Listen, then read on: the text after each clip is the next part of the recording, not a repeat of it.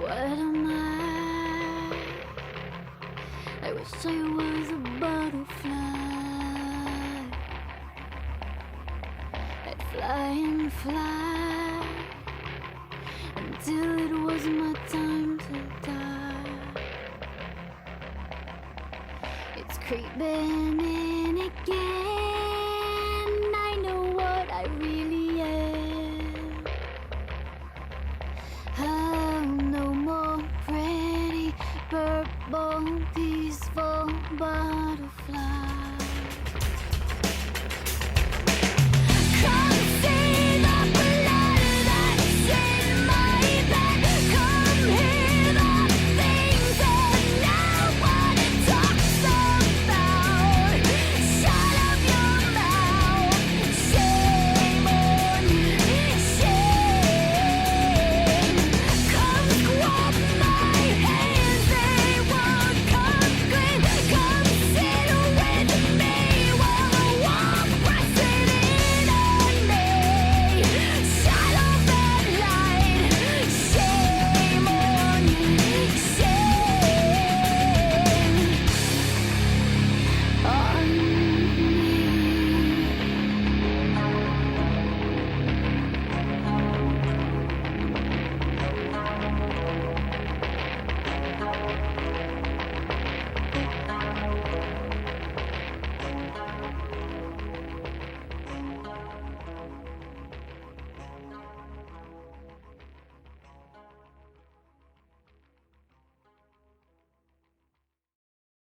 So the children of the Blindfather have crash landed on a strange planet in a universe they never knew existed.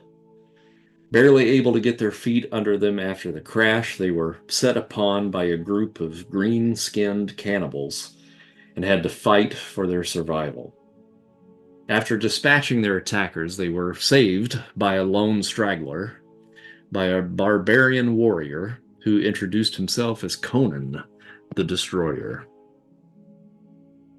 Taking the family back to his camp, away from the Children of the Green Hills territory, Conan revealed to the family that they are on the planet Hyboria, in the region known as Stygia.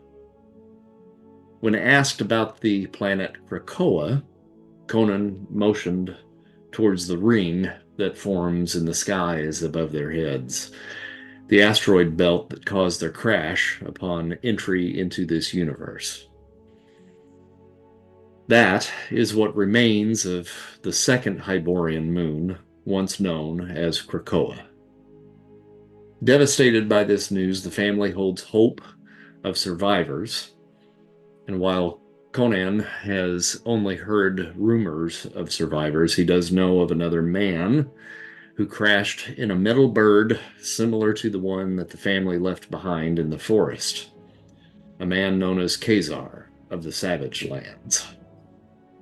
Conan has agreed to show the family the way to the hidden land, and the family is hopeful that they may find others who may know more about the destruction of the planet they were sent to find, and someone that may know how to find the Blindfather's firstborn children, Nathaniel and Rachel Summers.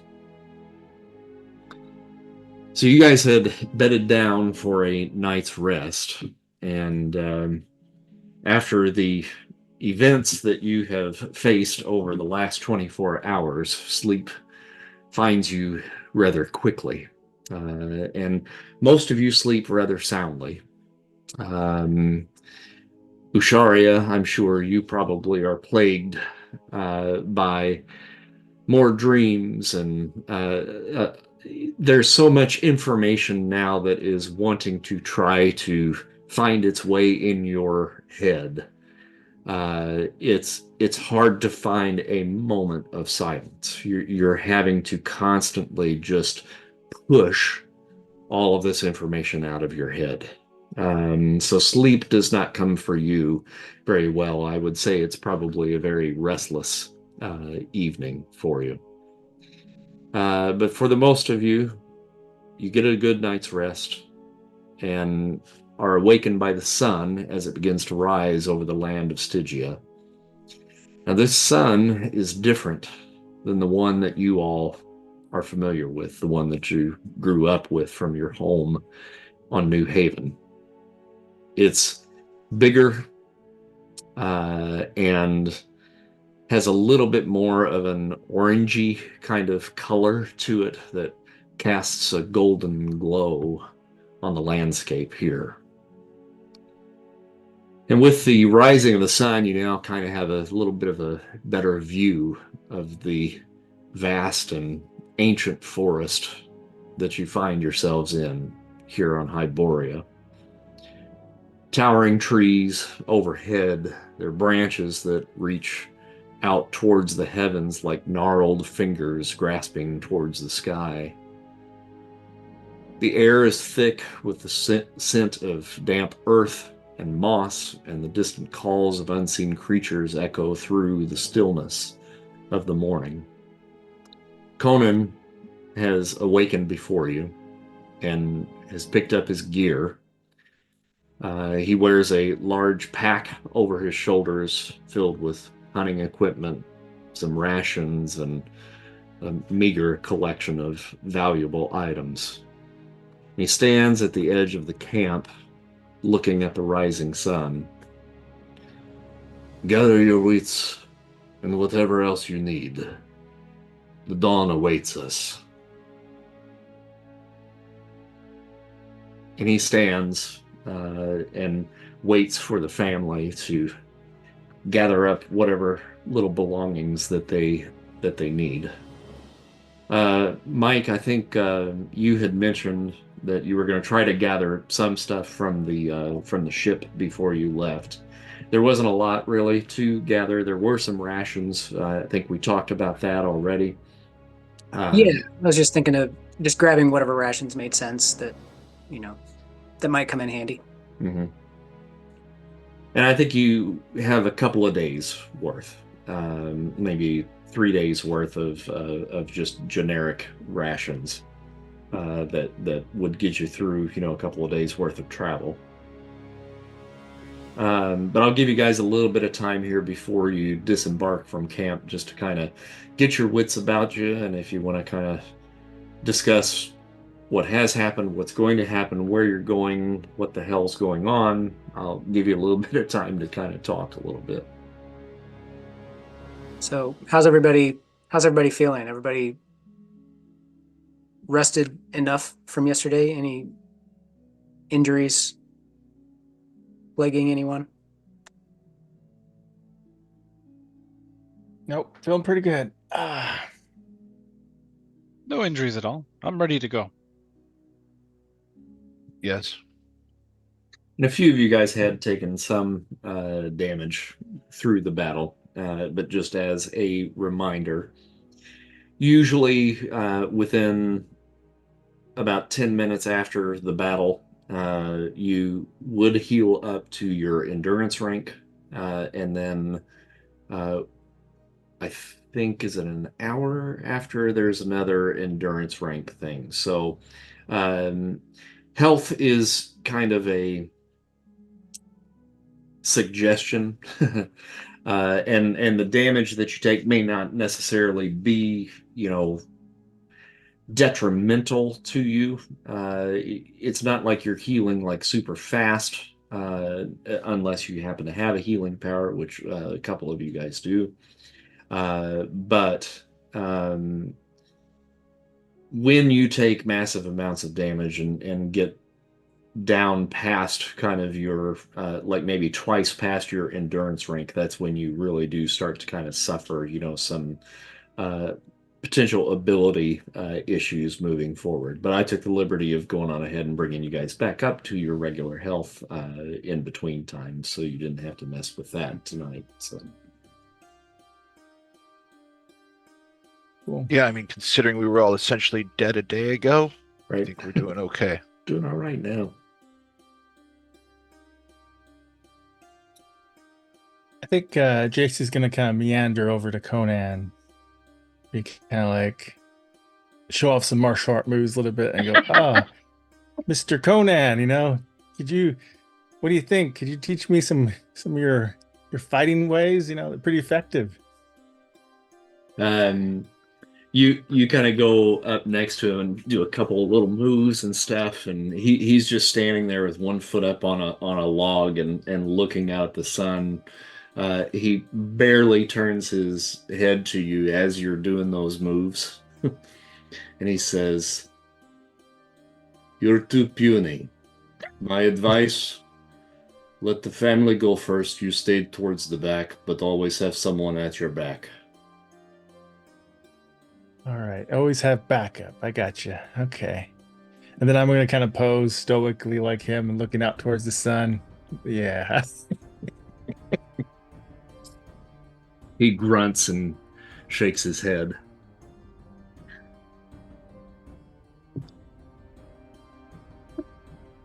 I'm gonna weasel my way in between Jace and Conan. Is it Conan or are we calling him Conan? Like, I think it is Conan. Hey, I think I might have said Conan. Is it just depend on what part of the country you're from? Yeah, I think it depends on what part of the Stygia you might Like- be from. If you're Sumerian, it's probably Conan. Conan. Yeah, So it would be Spider-Man or Spider-Man. right. right? Okay. Just checking. Batman. Batman, Mr. Batman. I'm gonna squeeze my way in between the two. I'm gonna nudge Jace out of the way. Look out at the sun and kind of like adjust my bow and arrows. Just gonna stand there. Be cool. That was my shtick. Shut up. I'm gonna look at my daughter and just shake my head. Conan says, "You are Archer. Uh-huh. I saw what you did with bow and arrow. Oh, that's nothing. Are you a wizard? A wizard? A wizard. A wizard? I don't know what that is. You make magic with the bow. Oh, you mean the fire? Mm. The And fire and I ignite it. it flies where you want it to go. Yeah, I'm still learning, but I can do that much. Impressive. Where did you learn such magic? I don't know. I mean, my grandfather helped me hone my skills, but I've just always been able to do it. Always? As far as I know. I don't know, is it out on the sheet? Most mutants kind of come into their powers probably at puberty. So, Okay, so I'm fairly new to it then, in other words. yeah. Okay. How old are you? 17? 16? I can't remember. I don't know if it's on there. Teenager. Jace, how old are you? 14? Oh, I think I'm 15. 15? Yeah. So you'd be 16 or 17 probably. Yeah. I'll call it 16 just for fun. Okay. I've been working on it for a couple of years. So is grandfather a wizard too? Yeah, I think he would be called that. Jace is gonna just start snickering and kind of turn his back because he just imagines some magic person peeing over the place, wheezing. Wizard. Wiz wizard. Jay, shut up. I'm gonna push him out of the way. Hey, Rat. If this all takes a while, I'm just gonna go into meditation. I just need to like block out. We're gonna play this whole scene out, so get comfy. Just kidding. Your family held its own against the children of the Green Hills. Are you all magic? I guess you could say that. I mean, that's not what we call it. Except for little boy, he's non-magic. No, he's not. man. I'm gonna kind of walk away a little bit and kind of kick some rocks.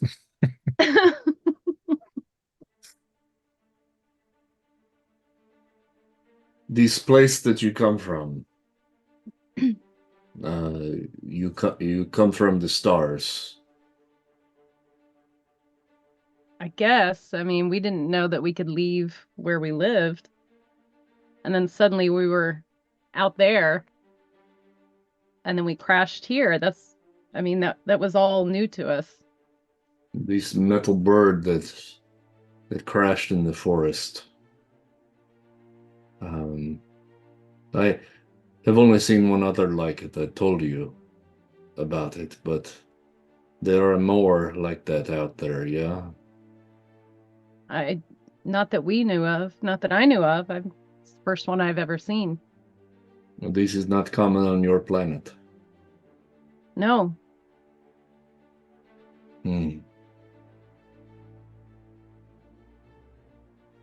You strike me as you and your family. This is not what you usually do. You are not normally fighters, no? No, I mean, we hunt and we protect ourselves from beasts. But we're farmers. But you have skills as warriors. Well, my grandfather helped me learn to hunt and take care of myself in the woods. Yes. I That's smell the earth on you. I could tell you were farmers. Yes. But there is more to you than that. I wouldn't know anything about that.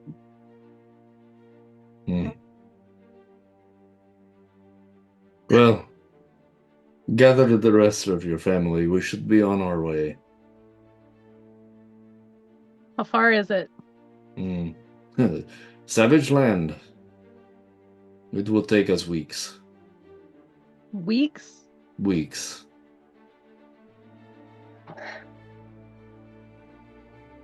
Okay. Trump off to my dad. We gotta go. I'm gonna give her side eye, not magic. Is there anything that I see in the wreckage that might be of use in a tech or sort of, I don't know, together type? Larry grabbed one of the plasma cannons. So again, I mean, he was able to use his powers to basically separate it and then get it into a working order for Jace to be able to use. He also grabbed something similar for himself as well.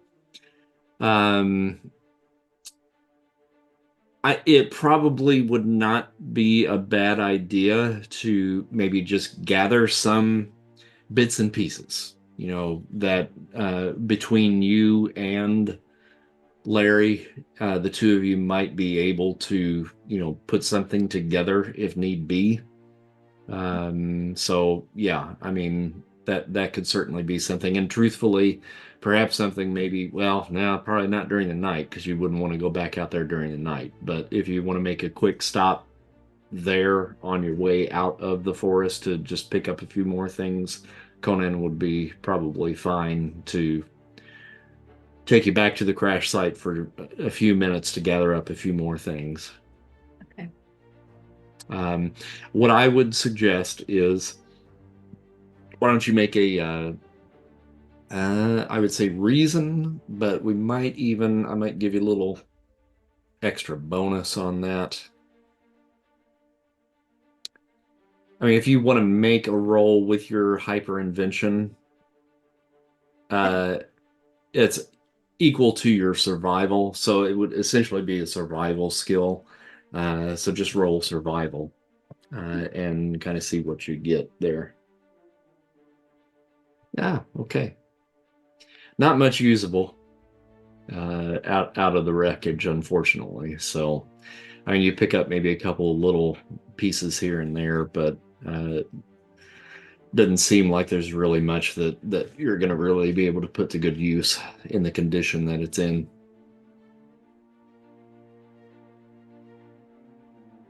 And was Larry able to make that modification?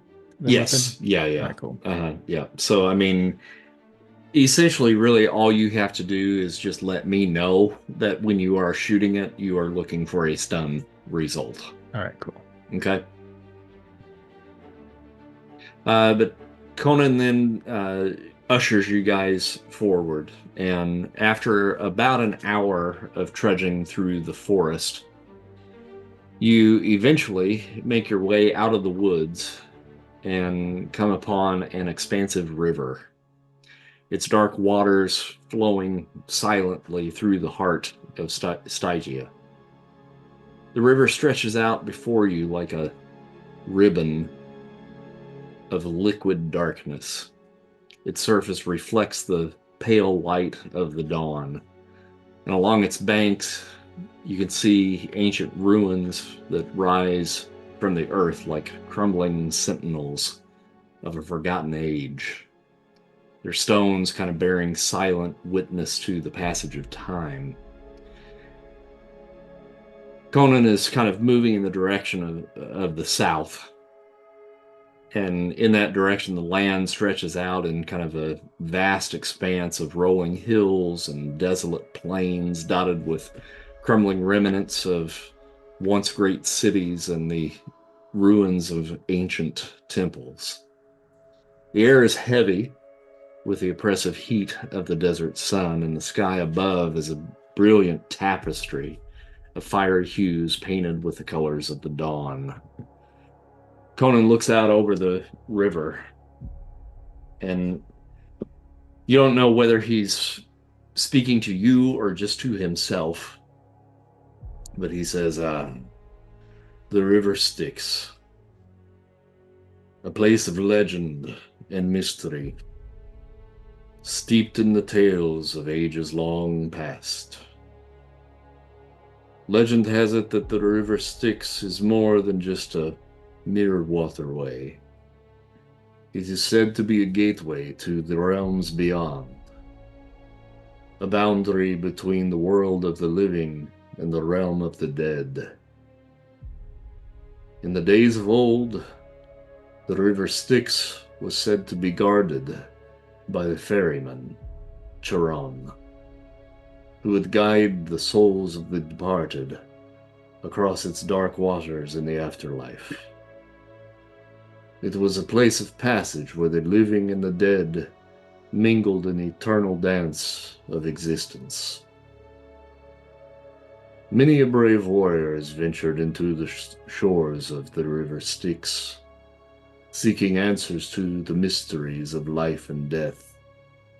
But few have returned unchanged, for the river has a way of drawing out the deepest truths of the soul. Enough of legends and tales. We have a journey ahead of us, and the savage land awaits. I know of a town not far from here. It is the better part of a day's journey. We should reach it by nightfall. Let us press on, and may Crom watch over us as we traverse these ancient lands. And then he begins his trek next to the river and is basically just kind of following the river as it flows south.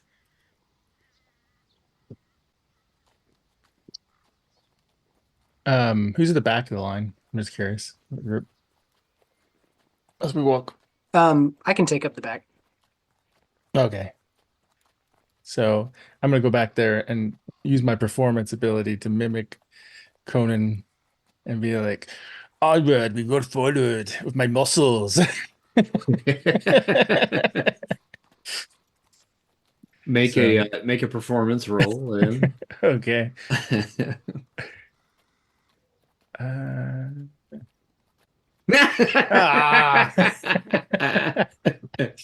Save your energy, boy. It's a long walk. I'll keep working on it. I'm gonna make a roll for Conan.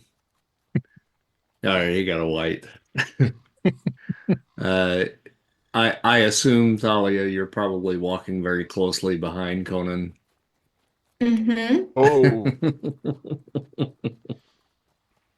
is that Thalia close to Conan? No, no, Uh-huh. don't think so. No, no. Yeah. Oh, that's no, as no, well. no, no, no. Not happening. No way that sweaty barbarian's getting any closer than necessary to my daughter. So I'll keep. Conan kind of leans over to the side and he says, "There is something wrong with your brother." Is he talking to me? Oh yeah, Are you talking to me? My brother? You mean, yeah. Yeah, there is. I agree. his brother. Yeah. His cousin, but Oh, that's he's worse. basically my brother. Yeah, there's something very wrong with him. Oh, are you talking about his mask? Yes, he has a breathing condition. Oh no, I'm just talking that he is strange. Yeah, he is. You're very observant. I thought that was his face. It looks better than his face. So You sure we're not brother sister? Might as well be. the other one with the face like the ant, that is not his face either. Oh, I don't know. He's Never talking seen about his Larry. face. Yeah, I've never seen his face. Mm. Have I ever seen his face? I No. don't think I've seen his face. Nope. Okay. Mm-mm. He just looks like that. Mm. So this is his face. As far as I know, yeah. Mm. He looks like a mechanical ant. Yeah, I think he does.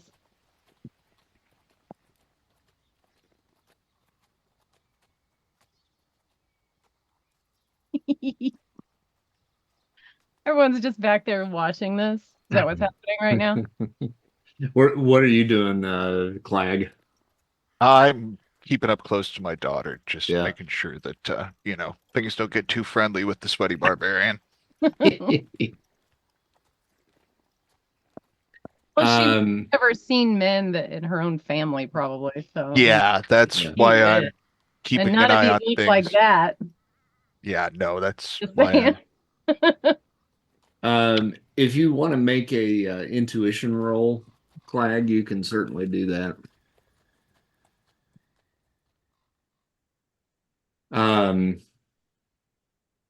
Conan is obviously a barbarian. He's sweaty and stinky, but he's got a body. And knowing what you know, especially running around with your mom on planet, guys like this have a tendency to use that in their favor, for sure. At this point, with the role that you got, he's seeming simply just to make conversation because she just happens to be the one closest to him right now. sure. But probably good to be a little bit cautious. Gets lonely in the Savage Lands.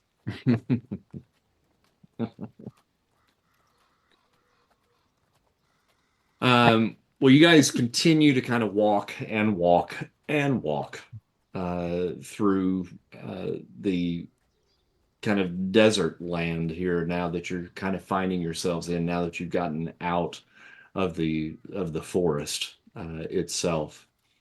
And you kind of come upon a stretch of road that kind of reaches out into the desert in the distance, and you're on that road for probably a good couple of miles, maybe 2-3 miles, and then you see kind of a little colorful sight that kind of catches your eye, and parked along the edge of the road is what appears to be like a horse-drawn cart. It's got kind of bright fabrics and banners that are kind of fluttering in the breeze. And on the cart, there's a man that is just kind of seated there and kind of fanning himself. It's getting pretty hot now that the sun is starting to kind of take its place a little bit higher in the sky. And as you guys approach, you can see that this man is a little bit different than the way everybody else kind of looks. You know, Conan, being what he is, certainly is different than most of the physiques that you have seen on New Haven. But this guy, physically not imposing whatsoever, but his skin is kind of a golden color that actually glistens in the sunlight, and his hair is shimmering like spun silk. He smiles warmly as you guys approach. I'm going to show you a little picture here. I'll pull him onto your screen. Get him where you can actually see him a little bit. We're not by the fire anymore, but at least he's there. There you go. And he sees you guys approach, and he very quickly kind of gets up off of the cart and kind of comes down and pulls down like a panel on the side of the cart.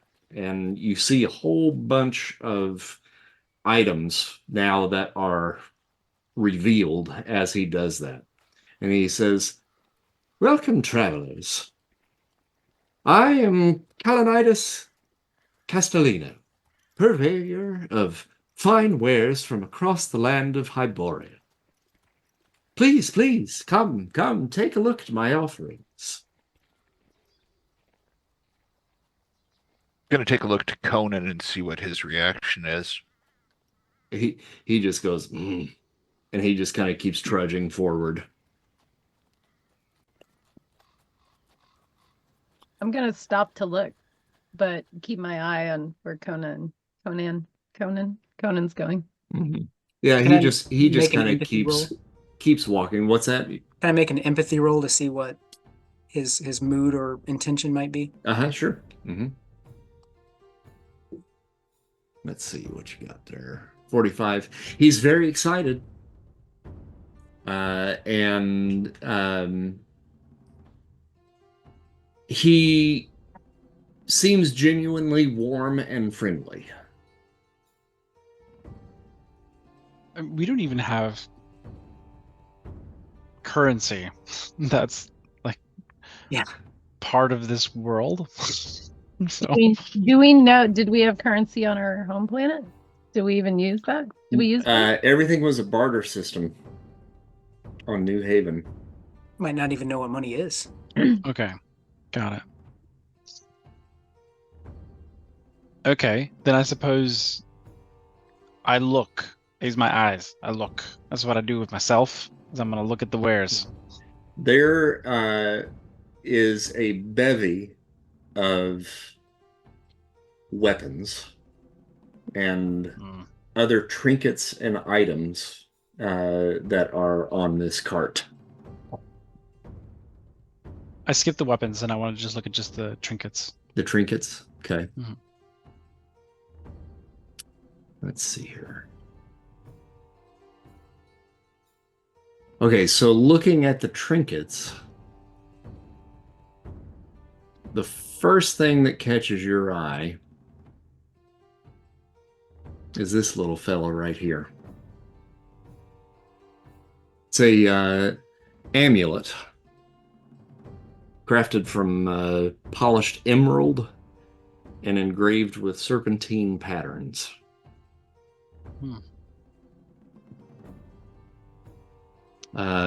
He also has kind of a hook that's kind of connected to the cart,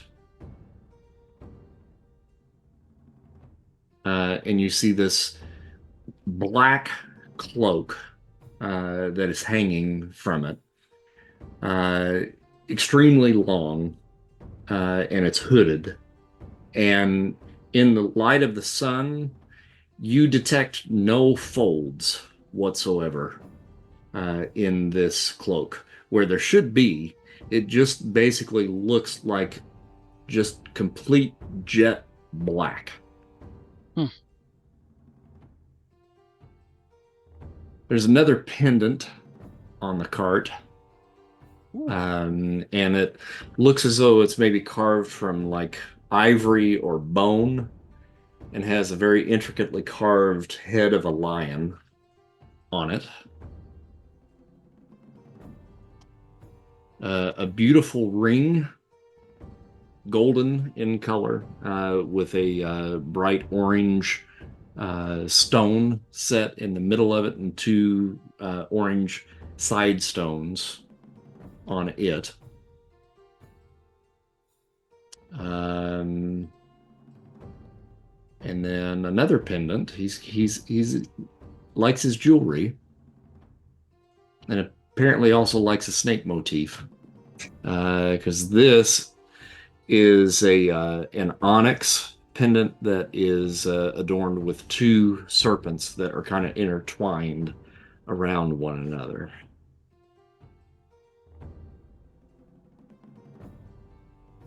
Okay. And there's various armors, and there's a bow. I don't care. Nobody cares about armors. Nobody cares about weapons. The cloak. The Calidinus, tell me about this cloak. Calanitis. Calanitas. Close enough. Tell me about this cloak. Well, you have a very discerning eye. This is the shadow cloak. As you can see, it is a dark and billowing garment, and if you see the light of the sun, it seems to almost absorb the light rather than reflect it. When worn, this particular cloak grants the bearer an uncanny ability to blend seamlessly into the shadows, becoming nearly invisible in low light conditions. This extraordinary cloak allows its wearer to move unseen and strike from the darkness with remarkable stealth, making it an invaluable asset for those who prefer subtlety over brute force.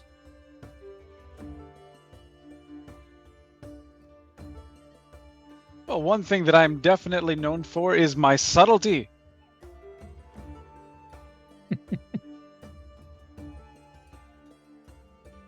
But no, tell me about this pendant, the green one. This I don't know if I even know what jade is, but tell me this one, this pendant. Tell me about this. Yes, the amulet of the serpent's tongue. This amulet was intricately carved from polished emerald, and it's engraved with the serpentine patterns that you see. This grants the bearer the ability to communicate fluently with serpents and other reptiles. When worn, the bearer can understand and be understood by these creatures with remarkable ease, facilitating diplomacy or gathering information from these often elusive beings. Okay, the lion. I want tell me about the lion. This one has to be up my alley. I can feel it. The talisman of the lion's roar. When worn around the neck, it imbues the bearer's voice with the commanding authority and strength of the king of the beasts. With but a mere utterance, the bearer can inspire fear in their enemies or rally allies to their cause with remarkable charisma and presence. I do have an overwhelming amount of charisma. Oh, I can see that. I will this item. I would like this item. Well, for a mere 1,000 gold pieces, it can be yours. What are gold pieces? I beg your pardon. 1,000 of what? I can give you time out. What do I have? Not much. Did we scavenge any parts? Maybe that's kind of Yeah, there's some Collectible. parts. Mm-hmm. Um, While you're thinking about it, I'm gonna be like, Dad, I want the cloak. Magic. hold on. Dad, what did you grab from the ship? Well, maybe we can offer something from the ship.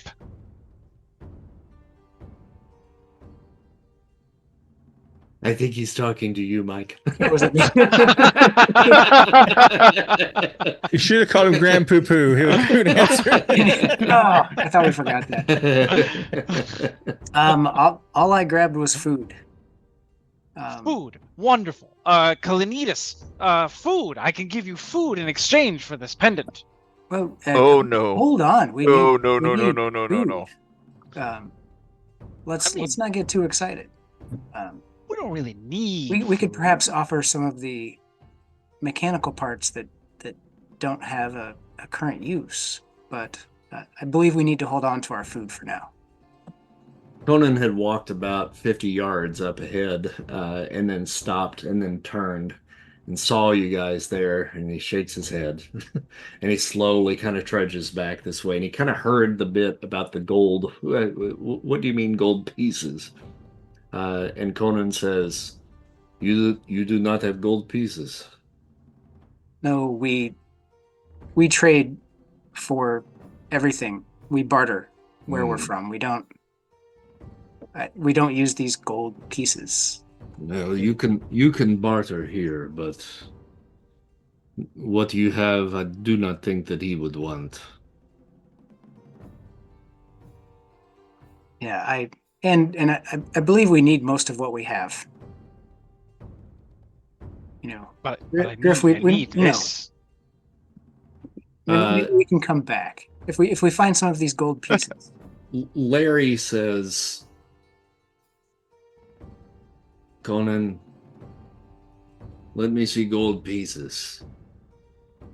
And Conan reaches back into his pack and kind of pulls out a couple of gold pieces and hands them to Larry. And Larry looks at him. And he says, I have gold. And he kind of goes off behind the cart. And he goes, Psst, Usharia.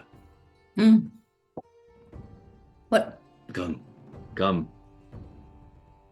And he says, what did you get from the ship? I pulled some wires out of the console. What else?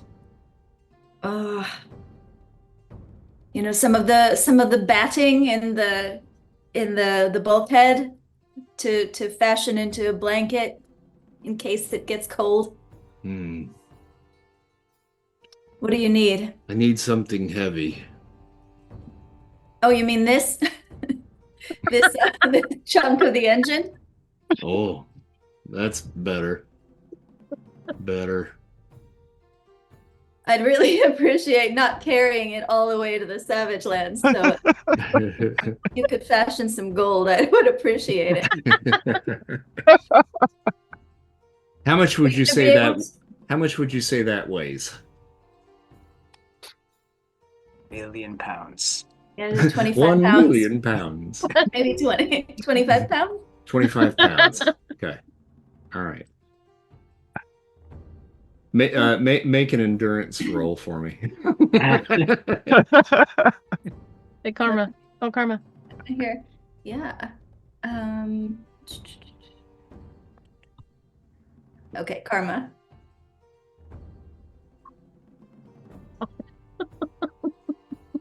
What'd you get? White. Okay, you can get it up to a green. Lugging that thing as far as you've lugged it so far has left you a little bit out of breath. So Larry takes the part of the engine that you've got, and he then kind of begins to kind of sink his fingers into it. And you've seen him do something like this before. And then you start to kind of see the metal of it just start to kind of break apart, and then start to basically form the gold coins that Conan had showed to him.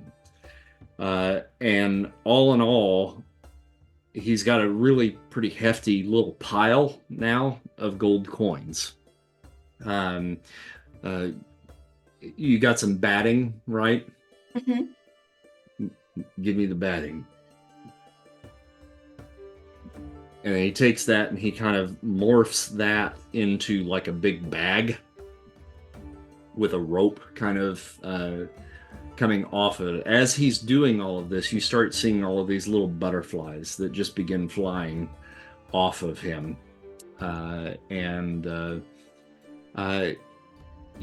Again, you've seen him do stuff like this before. You probably more so than most of the others in the family. And you know that he's kind of giving up a little bit of his essence kind of as he does that. The butterflies eventually do come back and they start kind of reforming into him. But this is the way that he basically manipulates matter. Right now, he gets a little bit weaker, but he hands you the bag and he says, should be about 1,250 gold pieces. Get what you can.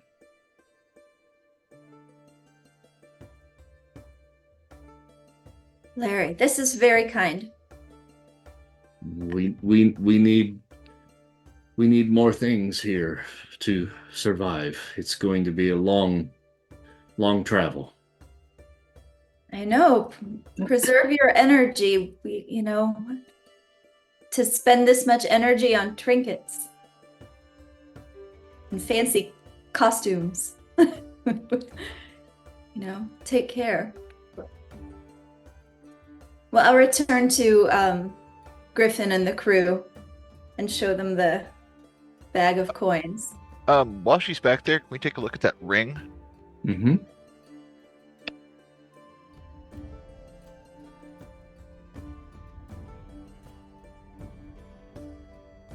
I think I accidentally closed it. There we go. All right. It is very fetching. It is very fetching. All right, so the ring. Ah, yes, the Ring of Fire. This ornate ring, set with a fiery gemstone, grants the bearer the power to control and manipulate flames with remarkable skill. By channeling your will through this ring, you can summon fire from thin air, ignite combustible materials, or manipulate existing sources of flame with incredible precision. With this ring, the bearer becomes a master of fire, wielding its destructive power with formidable ability.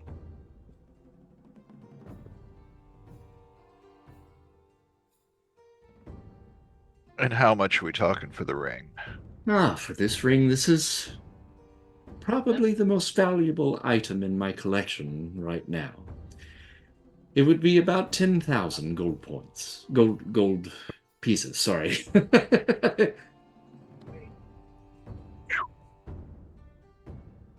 That is a lot of money, apparently. And the Yeah. onyx? The onyx, yes. The amulet of the serpent's kiss. This infuses the bearer's touch with venomous potency. When worn, the amulet allows the bearer to deliver a poisonous bite or touch capable of inflicting injury or paralysis within their foes with remarkable ability. With this amulet, the bearer becomes a deadly predator, striking fear into the hearts of those who would dare oppose them.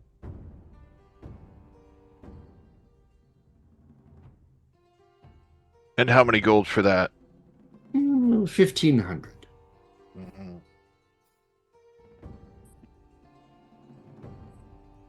Just be like, what about the cloak? Let's see. Did he tell you how much the cloak was? I don't know No, if he I did or didn't not. say. 5,000. I don't know why you're asking about the other trinkets. It's clearly the talisman of the lion. That's the one that I need. I don't need any of the other ones. I need the talisman of the lion. That's the one that I need. Yeah, 1,000 gold, and it can be yours. Might as well ask about the lizard stone thing. What's that?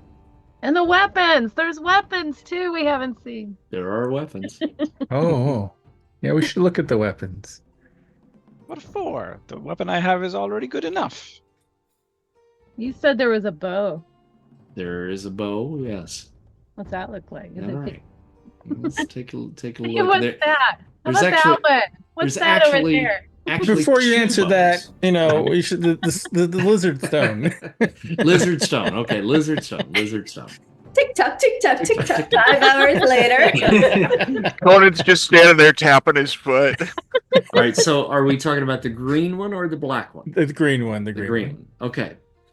Well, this one is very affordable. It's only 100 gold pieces. Ooh. I'm gonna look at Griff. Um, Look at my dad. And this is the one that can communicate with serpents. That is, it seems reasonable. Yeah, We can get both. We can get the lion one and the other one. I like it. Yeah. Yeah, let's talk about the bow for my daughter first. Well, I have 2 bows for you to be able to choose from. First off, we have this one. And this is the traditional Hyborian bow. Crafted from polished wood and sinew, the Hyborian bow is a masterful blend of strength and flexibility. Its curved limbs are adorned with intricate carvings depicting scenes of ancient battles, while the grip is wrapped in soft leather for comfort and stability. This is only 25 gold pieces. And the other one? Ah, yes, the other one. This one is a longbow. Graceful and powerful, the Aquilonian longbow is a weapon of unparalleled precision and range. Its curved limbs are crafted from rare ebony wood, polished to a glossy sheen, while the grip is wrapped in fine silk, thread dyed in vibrant hues of blue and gold. For 50 gold pieces, this can be yours, and I will throw in 24 arrows along with the purchase. Please. Yes, okay. The talisman, the pendant, and the bow. That's reasonable.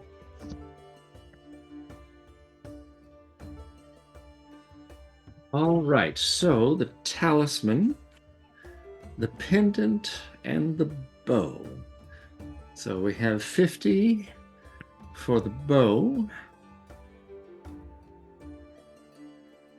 The talisman is 1,000. And sorry, the snake one, right? The green one? Amulet Yep. of the Serpent's Tongue is 100. So I have us at 1150. We'll give you How 1050. No. What? 800.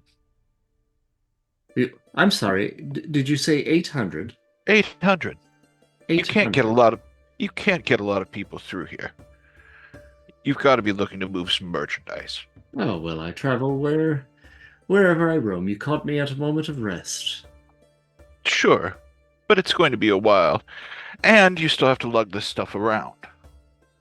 800, I think that's fair. Yeah, these are... You wear some strange garments yourselves. You are not from Stygia. No. So, for some weary travelers, I believe I could do 9. 850? You drive a hard bargain. 850 it is. Pay the man. You You've always been a better barter than I've been. That's why I take care of the business side of the business. Now, I do notice, because of the garb that you are wearing, most of you, you are not protected. If you plan to use some of these items, I must assume that you, at times, seek battle. Is that safe to assume? That is safe to assume. But to say that we are not protected is a great overstatement. Since the day of my birth, my death began its walk. It is walking toward me without hurrying. Mm. Very eloquent, sir. Very eloquent. And for someone as eloquent as you need an eloquent piece of armor. Feast your eyes upon this. The leather armor of the nomad, supple and lightweight, crafted from the hides of desert-dwelling creatures. Its tanned surface is adorned with intricate patterns of swirling designs, while the edges are trimmed with polished brass studs for added durability. Now, I have several of these, and for 10 gold pieces each, I could outfit the entire lot of you.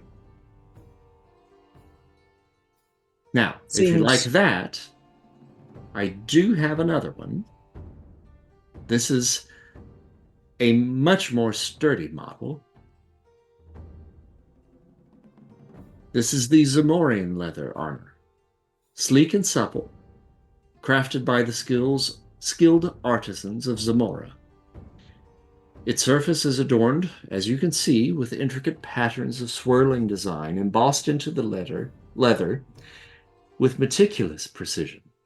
The edges are trimmed with polished silver studs, adding a touch of elegance to its rugged appearance.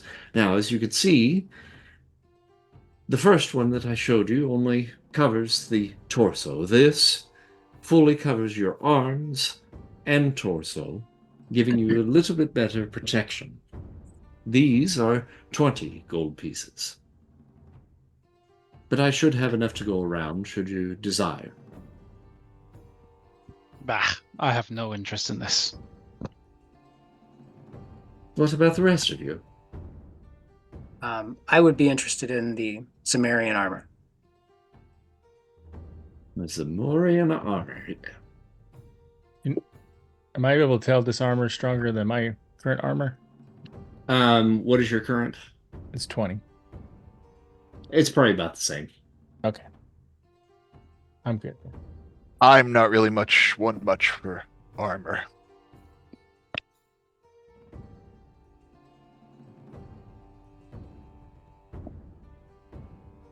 Daughter? Yay, nay. I don't think I'd be able to move very well in that. To be honest. It's actually fairly lightweight. Shouldn't be too much of a hindrance on you. Are you saying I should buy that? I'm not saying one way or the other. Does it look good on me? Yeah. How's it look? Does it make my butt look fat? If you do not like the color, I can arrange to have it fit your personality a little better. Can I have it, Daddy, please? Oh, by all means, whatever you need. What a pushover. Oh my God. The only part of my family that I like. What are you talking about? Oh, I'm sorry. I didn't mean to say that out loud. Jeez. You're all standing here. He takes a look at Usharia and the items that you have on your belt there. Mhm. Those are very intriguing. Tell me a little bit about those. The Viberings, Yeah. they operate in the same way a boomerang might. When you unsheath them and whisk them into the wind, it will whip around and return to you. whacking your enemy on its way. Mm. That's one of them. The other one is a prototype of something that I created ages ago that has vents cut from it, so that when you send that vibrang into the air and it whirls around and returns to you, it releases a whistling, alarming sound to signal that danger is near or that you should return to the fold for protection. Mm.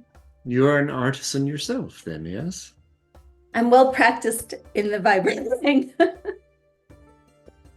is very beautiful craftsmanship. I must assume then that you prefer an attack from a distance, correct?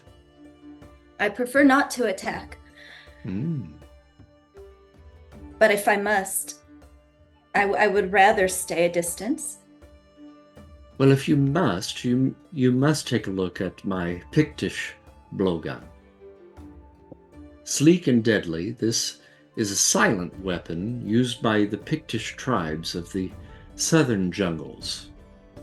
Its slender barrel is carved from polished bone and its surface adorned with intricate carvings depicting scenes of tribal warfare. Each needle is tipped with a deadly poison extracted from the venomous creatures of the jungle. And for 15 gold pieces, this can be yours. It is beautiful. And you think I can become as proficient in the blowing tool as in the vibrang? Oh, I do not see why not. I am wondering if there is something else that we can provide to you rather than gold. Well, I'm always willing to entertain an offer. Is there anything that I'm looking for the name. Kalendais would like to know. Are there any mysteries of his past or of the world that he would seek to learn? I'm wondering if I can reach out into the knowledge that's bombarding me and find some piece of information to trade. Are you a wizard? A soothsayer? I believe I can find the truth. Ah, soothsayer.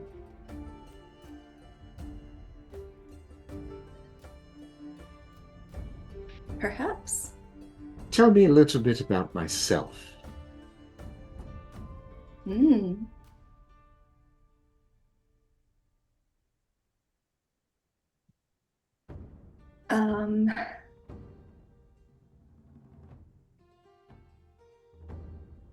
May I use cosmic awareness? Let me see here how all this would work. Yeah. Okay. Now, is this just the test to see if I can do what I say I can do? It seems to be, yes. So I would cosmic awareness with karma? Mm-hmm.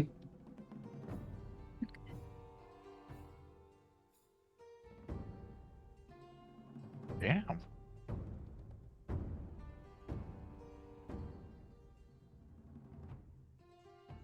Okay. What So did I you would get want there? this to All right, so 74 yellow.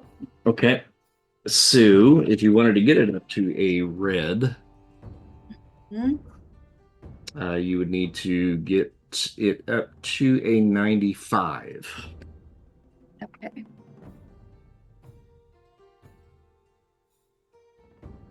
I will do that.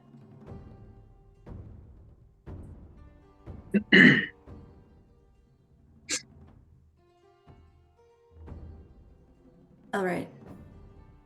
Okay.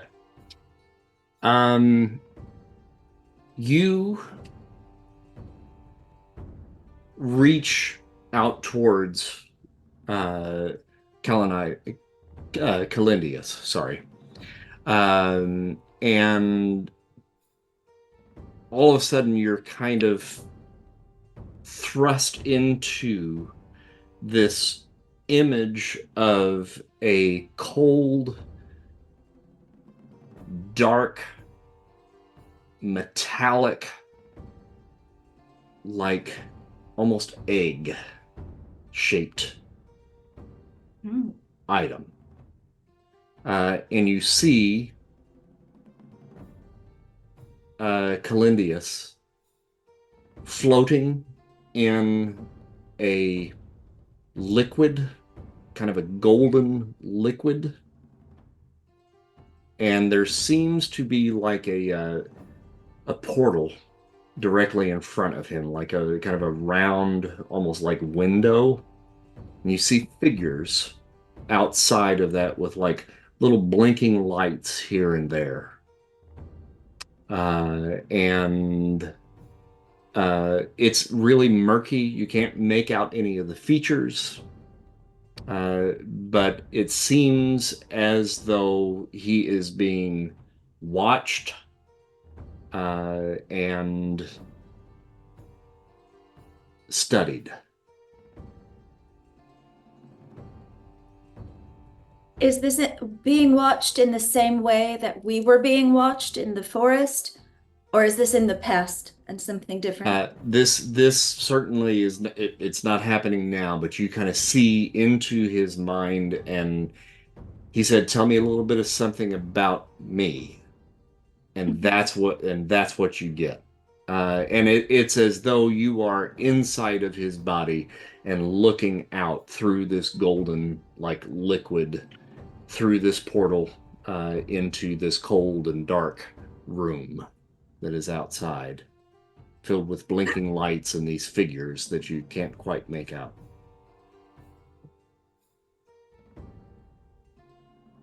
Wow. Okay, well, I will convey that in the hopes that what I'm seeing is true, that he is encased in a metallic, the egg of a metallic chicken, and floating in the goldness with indistinct figures drifting toward him, a portal in front of him, and being watched.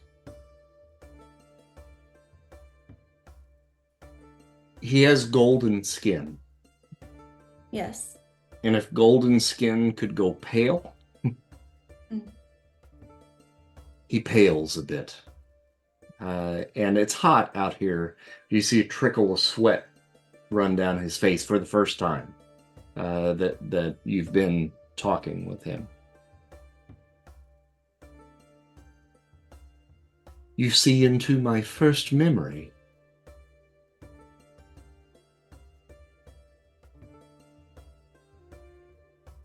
It is cold. It was very cold.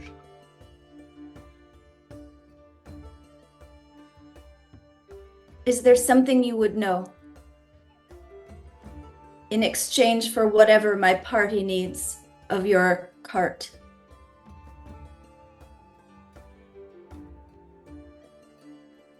I would wish to know where I came from.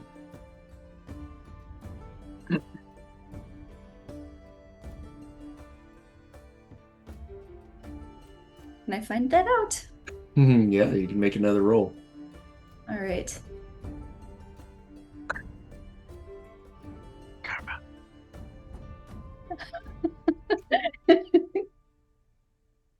You really want that lion pendant. Okay, I'll karma that as well. And what did you get there? A white? But yellow, I suppose. Oh, the you first got one was the important one. it. Right? Yeah. I don't believe whatever I tell.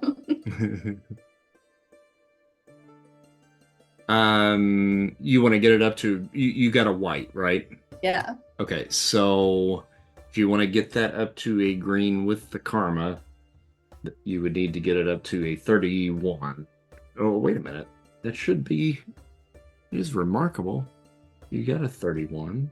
Oh, sorry, 36. So if you spend 10, which you have to, that would get you up to the green at least. Okay.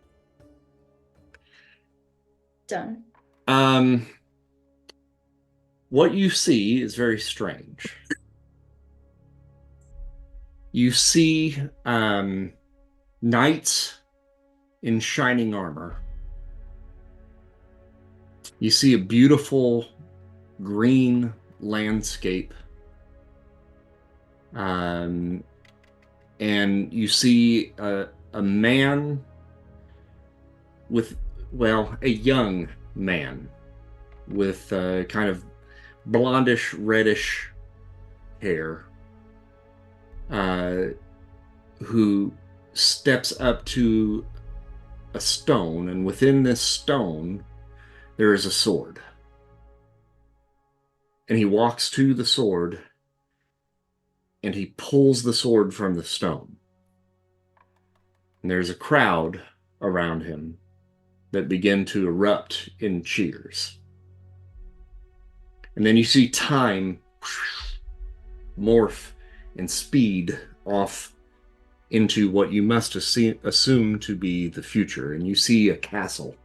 And this castle changes its appearance as time begins to pass from something that was made of stone to something that looks to be almost more metallic.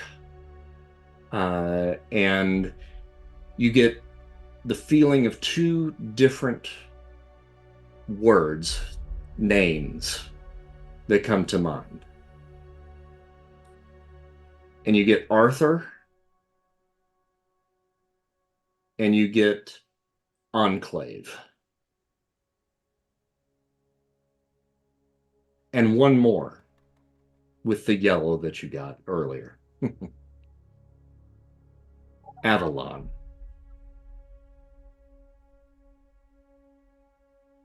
Avalon? Avalon. Okay.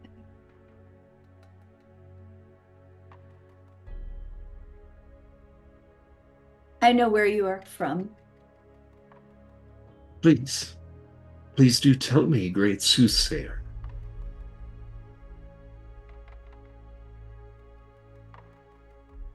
Prepare yourself.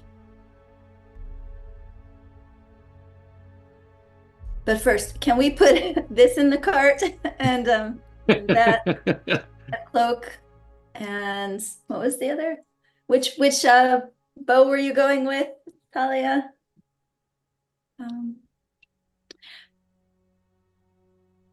If you subscribe now, you can. All right, so you're throwing the cloak in with this, right? Now that was one of the more expensive items that he had. Yes.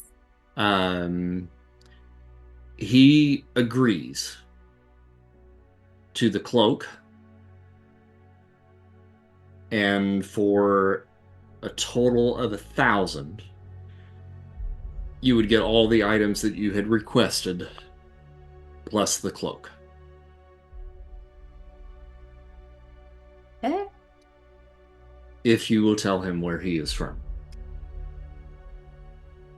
So that's armor for Lopes and one of the bows for Thalia. What's Clegg getting? Oh, the fire. Ring of fire, ring of fire. It was cool, but it was really expensive. Put it in. Okay. Avalon? Avalon. Does that mean anything to you? I have a vague recollection of that name. Where is this Avalon? In a lush, lush land of knights and ancient castles.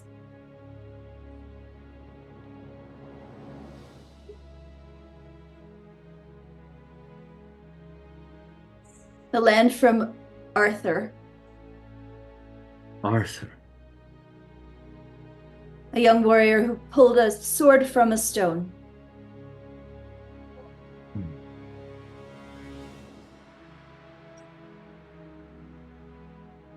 I will seek this Avalon. You have given me information that I never thought I would ever receive, and I thank you.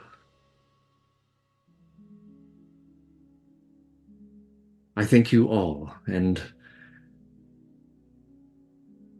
take the items that I have given you and go with grace and go with power.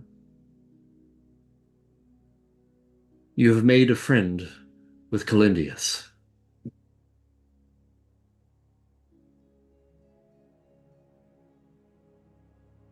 Happy to have helped. Thank you. Thank you. Well met, Kaleidoscope. Thank you so much. I will take this and put this right here. All right, so you are getting the cloak, correct? Me no. No? Okay, who's getting the cloak? The cloak? Yeah, I don't I'm know. assuming anybody that likes to actually be thought- sneaky and slinky. I thought Mark's was gonna, or Jason. Yeah, Jace did ask about it. Okay, Jace is going to get the cloak. Okay. And I feel bad. I got the lizard thing too. And what? Well, I mean, let's not be greedy, son. I mean, let's see if somebody else is interested in taking the snake one. Oh yeah. Anybody else Maybe want to sneak the snakes? Usharia should have the most expensive cloak. No, I'm getting the blowing weapon. Okay, you got the blowgun. Well, Clag, imagine yourself talking to snakes. I There's do lo- that already with my family. No, it sounds okay to me. Apologize. Okay, so Usaria, you're getting the blowgun. Griffin, you're getting the lion pendant. Lopes is getting the armor. Thalia is getting the bow and the armor, right? Yep. Okay. The not the first bow, the second bow. I didn't know what it was called. It looked like an elven bow. The blue one. The blue one, yes. Okay. Can't remember the name. And Jace is getting the cloak and the lizard pendant, right? No, I'll take the lizard pendant. Okay. All right. So that will be Clag. Yeah. It's a good choice. There's lizards everywhere. I've been looking. You have lots of company. And I will, when we're done tonight, I'll try to drop all of that stuff onto your sheets so you have it. It'll take me too long to try to do that here. So, and as Calindius had said, he can tailor these to your desires, which sounds like it would probably take some time, but as he is handing them over to you, he kind of rubs his hand over top of the armor and it changes color to match the colors of your outfits, Thalia and Lopes.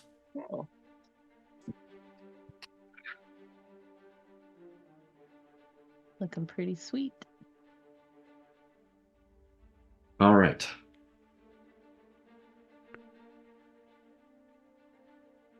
Jace will walk by Thalia and be like, "Oh, look at this, some magic." What does that do? You're gonna talk to wait, who got the lizard thing? That was Dad, right? Yeah. So can't remember. Jace, you've got the cloak on, right? And you kind of put the hood up, and you're like, "Hey, check this out!" And you're a dude in a black cloak. And I step on the tail end of it as he's walking by. Make an With agility where- check, Jace. Oh, Yeah, let me see here.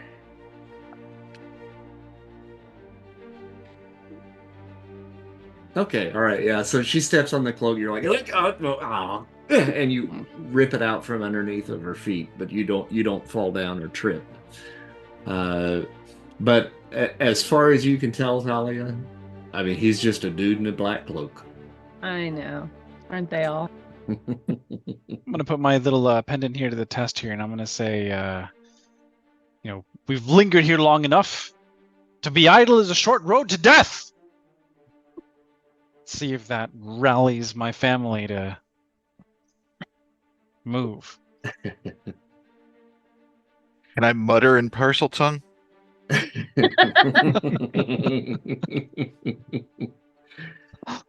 Well, Conan seconds that, and he ushers you guys along, and he says, "Our business here is done.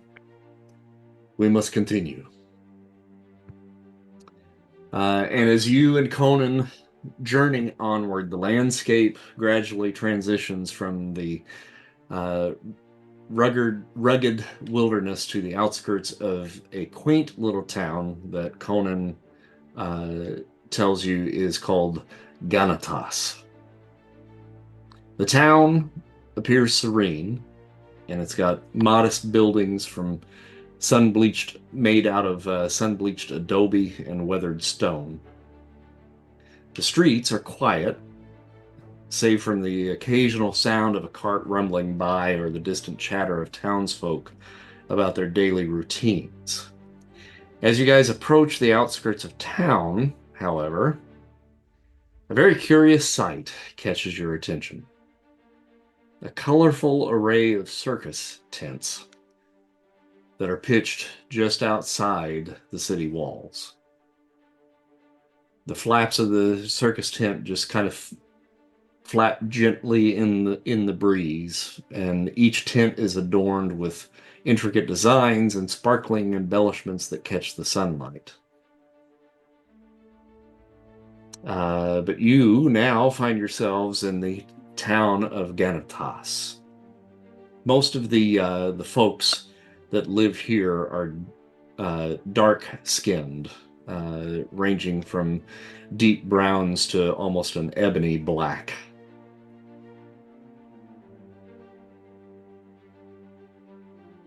When Jay sees that tent thing, I'm gonna be like, "Dad, Grandpoo-poo, that looks cool. We gotta check it out." You should not trust circus folk. Have we ever seen circus folk though? I'm just kind of wondering. Everybody knows the family rule. We don't trust the circus folk. That's right. I forgot. Pops always said that. You did always say that. There's one thing the Blindfather said. Never trust the circus folk. No offense to any circus folk in our fan base right here. Oh. I want to go see what it is. Okay, how long are we staying here? I'll ask Conan what the plan is for the town for today. There is an inn in the town. I know the innkeeper. He will be able to put us up for the night, but we will continue our travels tomorrow. Okay, so I'm thinking first we should probably get a room, and maybe will we have time to supply up tomorrow before we leave? Extra food, things like that. There are shops within the town, yes. Okay. So maybe we should get a room first before we go gallivanting off with the circus folk.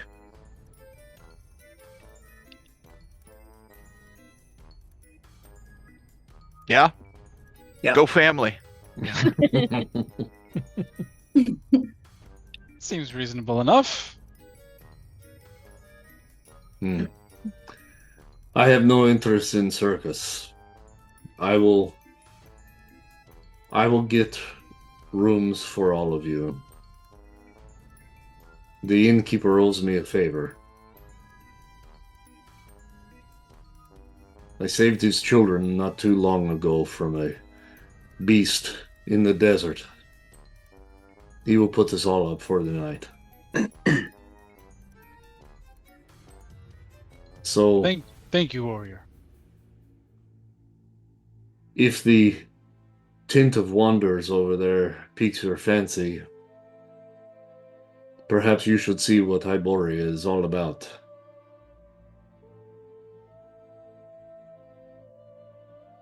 Can we go? Can we go? All right. Let's go. Just keep your hands on your wallets. That's easy. I don't have a wallet. What's a wallet? All these new gold pieces.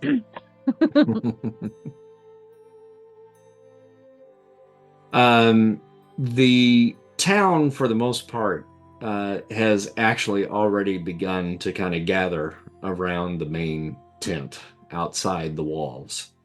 And as you guys kind of get closer to it, you can kind of see that these shimmering banners and the flaps of the tent itself are all adorned with these like kind of weirdly twinkling, almost fairy lights. The main entrance is flanked by towering poles adorned with colorful streamers, leading your gaze towards the bustling activity within. And as you get closer, you can kind of smell an aroma of, I don't know if you had popcorn on your planet, but it's salty and it's buttery, but there's a really kind of sugary kind of smell coming out of the tent as well, mingling with the sounds of laughter that are emanating from within. As you guys go in, you are immediately greeted by a spectacle of sights and sounds. And I will pull this up for you.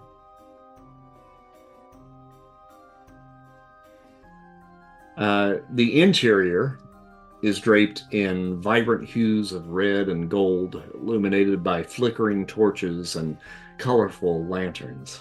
And the air in here with the audience is just kind of alive with the hum of anticipation and that scent of like candy in the air. You're immediately drawn towards like a little kiosk just inside the front opening there of the gates, and there's a vendor there as you guys are coming in that is spinning some sort of magical concoction with air kind of floating around, and he weaves like this kind of cottony kind of substance around a stick, and he's giving it to the children, and the parents are throwing coin his way as he goes, and the kids start peeling off this cotton and sticking it in their mouths and giggling with glee as they consume this fabric. You can see that the main performance in the tent is kind of beginning to amass, and there is a ringmaster kind of standing here in the center of the ring. There's 3 rings there in the middle, and again, if you put your cursor over the tokens, it'll pull up a little picture of each of these individuals. But the ringmaster stands tall in a long green overcoat with a silky purple suit and a towering top hat adorned with swirling patterns. He raises his hands and the crowd erupts into cheers and applause. Ladies and gentlemen, boys and girls, welcome one and all to the greatest spectacle in all of the realms, the Circus of Delights. And the crowd erupts into cheers and applause. I am your humble ringmaster, here to guide you on a journey beyond your wildest dreams, where every corner holds a new marvel, and every act will leave you breathless with wonder. And he does a little flourish of his top hat when he says this. Prepare yourselves, dear audience, for an evening of unparalleled entertainment, where feats of strength, daring acrobatics, and mystical wonders await your eager eyes. Behold the clown, whose antics will tickle your funny bone and warm your heart with laughter. And the clown bows theatrically and then stumbles over himself, and everyone laughs. Marvel at Bruto, the strong man whose Herculean strength will astound and inspire you. And Bruto flexes and he bows theatrically. Gaze in awe at the flying Gambinos, and he motions towards the top of the tent, and you see two individuals up on a wire. The flying Gambinos who will defy gravity with their death-defying aerial feats. Witness the Fire Eater, whose fiery spectacle will ignite your imagination and set your spirits ablaze. And as he says this, the Fire Eater blows a plume of fire from his mouth. Be mesmerized by Princess Python and her majestic serpent companion as they entwine in a hypnotic dance of beauty and grace. Marvel at the skill of the swordsman, whose blade dances with the precision and grace of a masterful artist. And prepare to be enchanted by Tina, the fat lady, whose tales of adventure will transport you to realms beyond your imagination. Ah, but enough of my prattling. Let the show begin, and let the wonders of the Circus of Delights ignite your imagination and fill your hearts with joy. And the audience erupts into cheers and applause as the performance commences. In the first act, it takes the stage as the clown, his face painted with exaggerated white and cream hues, adorned with bright red polka dots, his wide grin simultaneously inviting and maybe just a little bit unnerving as he performs his comedic routines. Nonetheless, it elicits laughter and gasps from the audience. Next up is Bruto, the strong man, a towering figure dressed in rugged brown furs and leather. His muscles ripple beneath his shirtless frame as he performs feats of strength, lifting impossibly heavy weights with ease and finesse. The Flying Gambinos take flight, a brother and sister duo dressed in regal purple costumes. They soar through the air with breathtaking grace and precision, executing daring acrobatic maneuvers that leave the audience spellbound. The Fire Eater steps into the limelight, his bald head gleaming under the torchlight. He twirls flaming torches with skill and swallows fire and breathes out plumes of fire and smoke with a theatrical flair. Princess Python then makes her entrance, draped in a luxurious blue silk and accompanied by her giant pet snake. The serpent coils and slithers around her as she performs mesmerizing dance routines and captivates the crowd with an exotic allure. The swordsman follows suit, a dashing figure dressed in pristine white coat and purple trousers. He wields a gleaming rapier with expert precision, engaging in a thrilling display of swordplay that leaves the audience on the edge of their seats.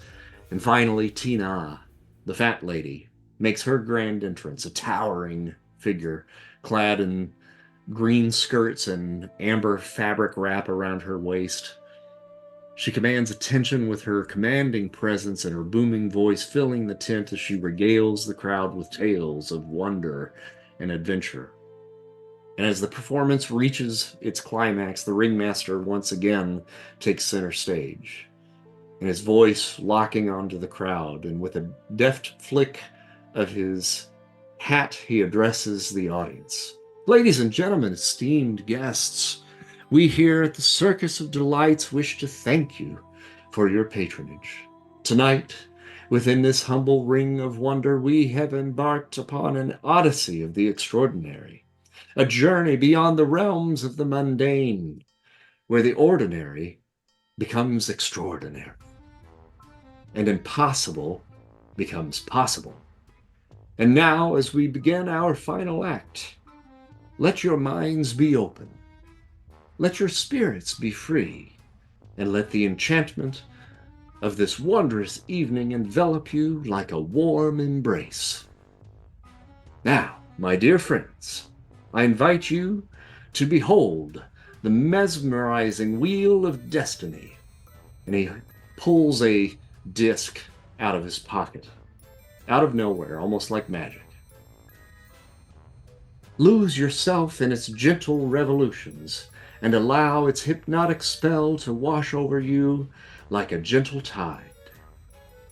Feel the subtle currents of magic weaving their delicate patterns around you.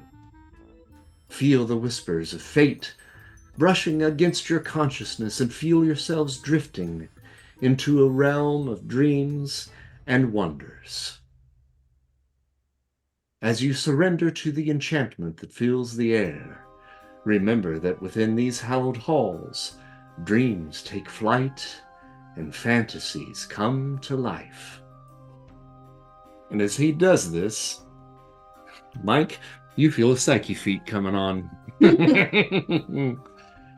Make a psyche feat, everybody. Can I do it with karma? Karma. You certainly may. Yeah. Also karma. I'll karma too. Whoa. What the? Wow. Damn.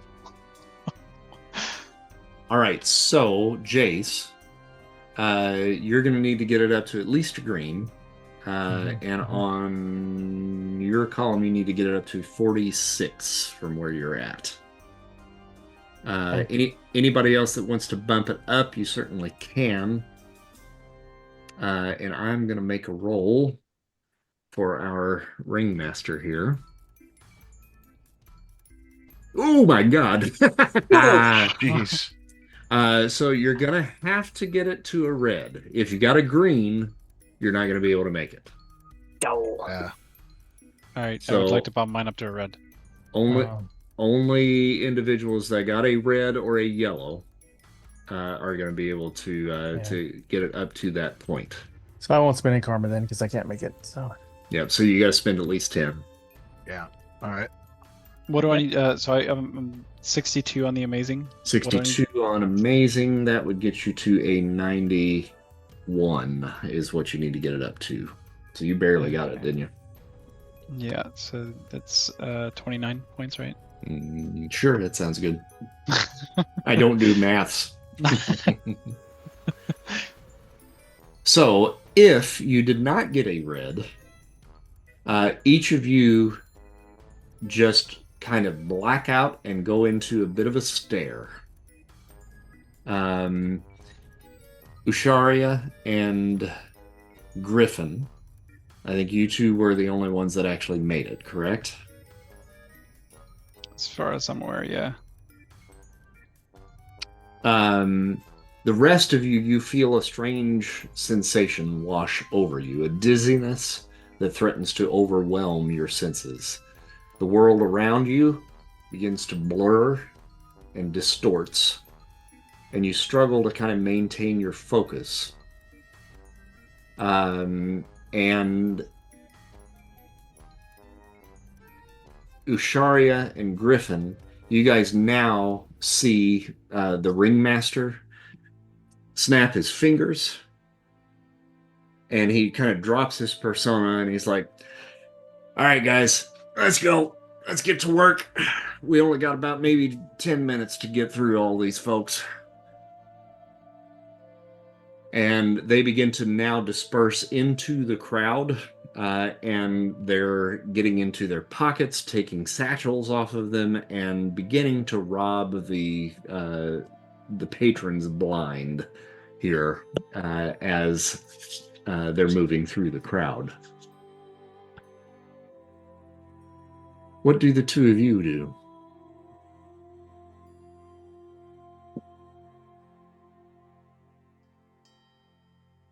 I mean, I'm tempted to not move.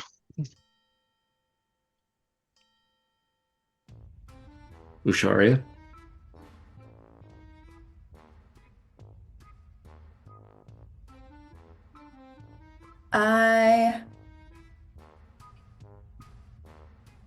try to shake Lopes and Thalia. Say, do you see this? Look what he's doing. Do you see this? Okay. Lopes and Thalia, you make another psyche, please. Neither one of them called karma. So they are immobile. You shake them, they move, but they keep their attention on the center ring where the ringmaster was. The technical question. Mm-hmm. I've got this fancy pendant. Yep. This pendant allows me to, like, to have my voice do things. Yep. Do I suspect that for any possible reason that I might be able to, I guess all you have is, well, how does this thing work? How does this thing work? Because I could, maybe try to use it in both a dual sense of trying to catch these folks kind of like on their back foot, and at the same time try to shake awake the people that are in this state. Yep. So, thinking back to what he had told you, was with a mere utterance, you should be able to either inspire fear in your enemies or rally allies to their cause with remarkable charisma and presence. So, what this actually does is it empowers your voice with the strength and authority of a lion's roar, capable of intimidating foes and rallying allies with remarkable ability. So, you can roll on the remarkable column, shout what you're going to shout with a hope of rallying the family out of their trance. Okay.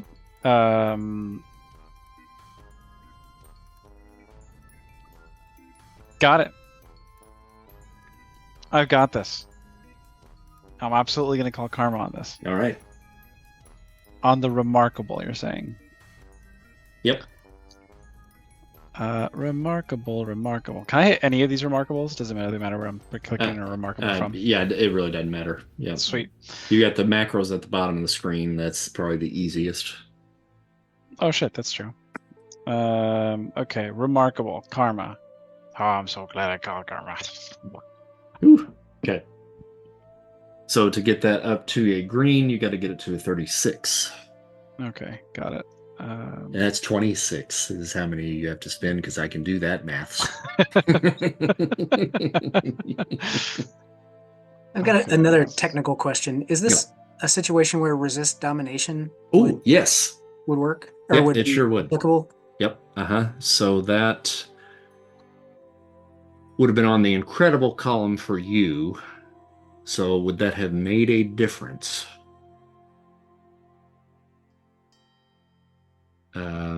Not a lot of one, but maybe. Yeah, for that second roll, probably not. You got a white on the first one, is that right, or a green? Green on the first one, a yellow on the second. Okay. Yep. So let's see here. On the incredible 76, I think it's still a yellow. Yep, still a yellow. But if we now, have upcoming rolls, I can. right, you can certainly do that. Yeah. Mm-hmm. All right, Griffin, what you gonna say?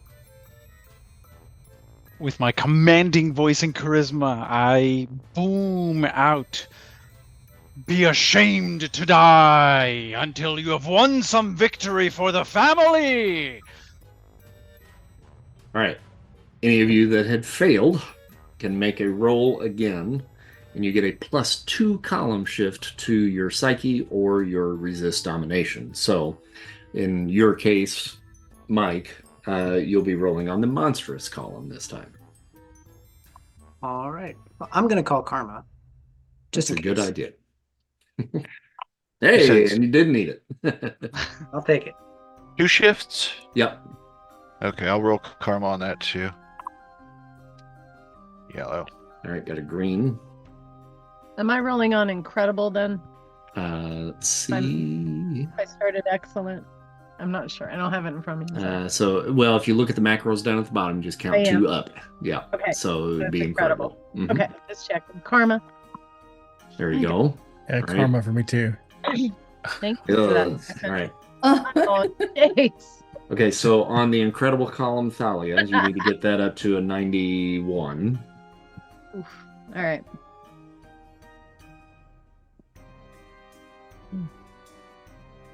And I'm guessing a yellow isn't going to help me, so it's just going to cost me 10 for my karma. Yeah. Yeah. All right. All right. So you guys, the Snake Charmer Princess Python and Louisa from the Gambinos are heading in your direction. Princess Python has got her little snake there as well. And Princess Python is kind of heading in the direction of Thalia and Larry. And Louisa is kind of heading over towards Jason Griffin. Did you roll for Larry? I did not. I need to roll for Larry. Let me see how he does here. All right, and he would have called karma, so we'll say Larry is okay. And I think because we are at the time that we are at, we're going to leave it here as a cliffhanger for our next session. As you guys are getting ready to... Do you realize who this group is? Any Marvel fans? Yeah, well, I recognize Ringmaster right away. Yeah, so. Ringmaster and the Circus of Crime. Yeah. Well, Join since us I this saw that week. Clown. What's that? Since I saw that clown, I was like, oh, we should have just gone back to the inn. It's a pretty creepy clown, yeah. Yeah, he's super creepy. Should have just come in shooting. You know, honestly, once there was a grid, I knew we were screwed. So GM's got a map. We're all fucked. And Jace, I was gonna sneak us out of the hotel or the inn to go to the circus, but Oh yeah. I would have regretted my decision anyway. join us this week as our heroes go shopping. Yay! It's a shopping episode. Yay. I always complain, like when Ryan Choi and I used to play, like every once in a while we would do like D&D or Pathfinder, and he put in so many goddamn shopping episodes. I was like, what the fuck? We're going shopping again? So it's my little tip of the hat to Ryan on this one. Nice. It was fun. I had a lot of fun. Yeah. I snuck in 3 death quotes, so I'm very happy and feeling proud of myself. Yeah.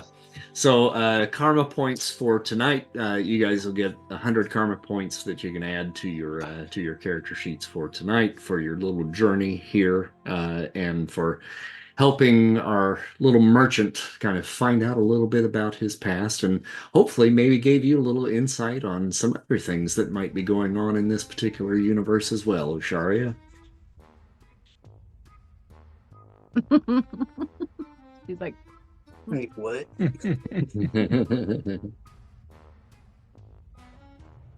All right. Anybody have anything for me before we adjourn for the evening? Oh, it was fun.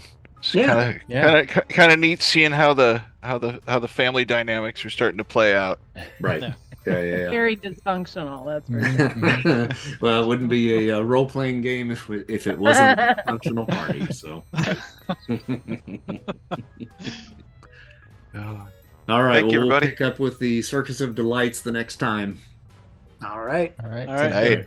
Have a good night, everybody. Night, everybody. Have a good night. Bye.